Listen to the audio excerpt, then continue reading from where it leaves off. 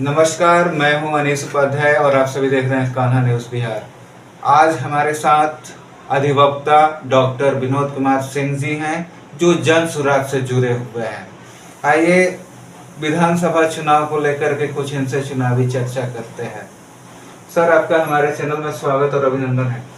जी, आपके दर्शक के और जहाँ भी आपके यह ध्वनि और मेरी ध्वनि लोगों तक पहुँचती है, जो लोग सुन रहे हैं उन सभी को तहे दिल से अभिनंदन करते हैं, स्वागत करते हैं कि आज मेरी यह ध्वनि है, मेरी जो यह विचारधारा है, मेरे द्वारा प्रशांत किशोर जी की जो रहनुमाई में जन स्वराज पार्टी की जो विचारधारा और परिकल्पना बिहार के लिए संकलित किया गया है, वह दर्शकों के सामने, जनता के सामने, बिहार वासियों के सामने हम लोग प्रेषित करने का, दर्शाने का बखूबी काम करने जा रहे हैं। सर, प्रशांत किशोर जी अभी आए हुए हैं, पूरे क्षेत्र में पैदल यात्रा भी की है।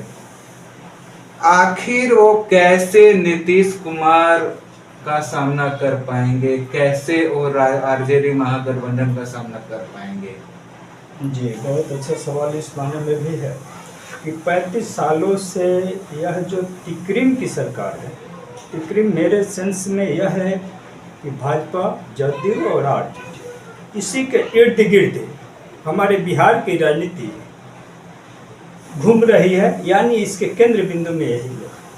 और ये लोग 35 साल में जो बिहार की दुर्दशा बिहार वासियों के समक्ष प्रस्तुत किया है, बहुत ही निंदनीय है। चूँकि अन्य राज्यों की तुलना में बिहार का जो विकास है, बहुआयामी विकास निम्नतम स्थिति पर पहुंच चुका है। वह चाहे शिक्षा हो, चाहे स्वास्थ्य हो, चाहे टेक्निकल चीज़ हो, इन सारी चीज़ों के चलते बिहार का पलायन होता जा रहा है और इसका दूरगामी परिणाम बिहार वासियों को झेलना पड़ेगा।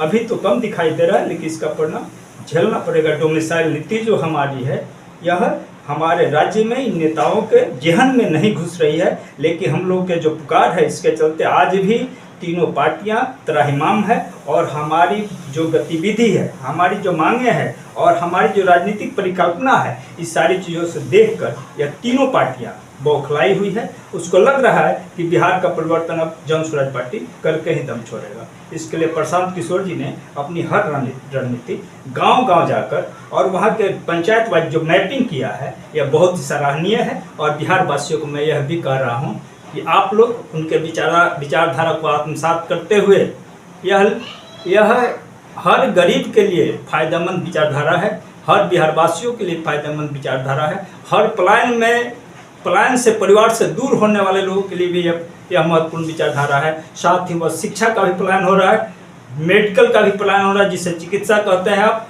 यहाँ तक कि पैसा का भी पलायन हो रहा है। इस सारी चीज़ों को रोकने का जन स्वराज यह बीड़ा उठा लिया है। प्रशांत किशोर जी के नेतृत्व में बिहार विकसित होने का 10 वर्षों में विकसित करके हम लोग देंगे। और यह बिहार वासियों को हम संदेश दे रहे हैं कि हम लोग को बात पर विश्वास कीजिए। अब तक जितना भी पार्टी आप लोग ठगने का काम किया है, यह पार्टी आपके जेहन में जाकर, आपके घर में जाकर, आपके परिवार में जाकर, आपके बच्चों के साथ रहकर और आप लोग की हर सेवा करने के लिए तैयार रहेगी। सर, एक आखिरी सवाल।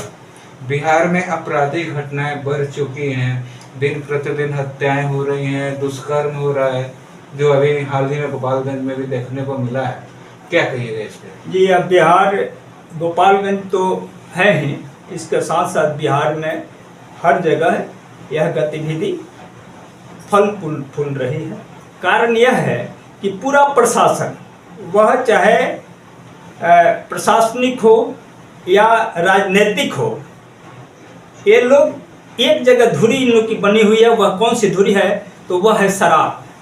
और पूरा प्रशासन शराब में लगा हुआ है और किसी तंत्र के पास इन लोगों को जाने का समय नहीं है। यह शराब को बेचवाने के लिए, पकड़वाने के लिए, जेल के सलाखों में डालने के लिए, यही तीन इन लोगों के पास काम बच गया है। विकासात्मक जो कार्य है, इनके जेहन में नहीं आ रही है। और इसके लिए जवाबदेह कौन है? तो यह सरकार है, यहाँ के जनप्रतिनिधि है। मैं आप बिहार के साथ साथ गोपालगंज की बात कर रहा हूँ, जहाँ बैकुंठपुर की एक दर्दनाक घटना जो एक नाबालिग बच्ची के साथ हुआ है, इसकी मैं कड़ी शब्दों में भर्त्सना करता हूँ कड़े शब्दों में शिकायत करता हूं और प्रशासन से यह मांग करता हूं कि आप किसी भी जाति धर्म राजनीति से ऊपर उठकर इसकी सत्यता की जांच करके और जो इसमें संलिप्त व्यक्ति हैं, चाहे वह की जाति के हों, किसी धर्म के हों, उसे छोड़ना नहीं है। इसके लिए जन सुराज भी आप लोगों को साथ देने के लिए तैयार है और ऐसे मुहिम में जन सुराज हमेशा भागीदारी रहेगी।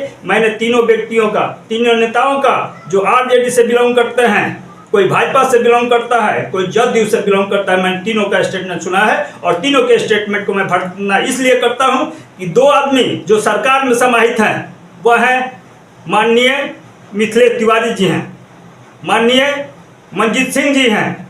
ये दोनों आदमी को मैं एक संदेश देना चाहता हूँ, आपकी सरकार में आप संलिप्त हैं, ऐसे स्टेटमेंट को देना आप बंद कर दें। और दूसरे साथ वहाँ के जनप्रतिनिधि हैं जो माननीय हमारे देवदत्त राय के सुपुत्र हैं, जिनका नाम प्रेम शंकर जी है, मैं उनको भी शिकायत कर रहा हूं कि जाति धर्म का नारा देकर आप लोगों को बिगाड़ने का काम मत कीजिए।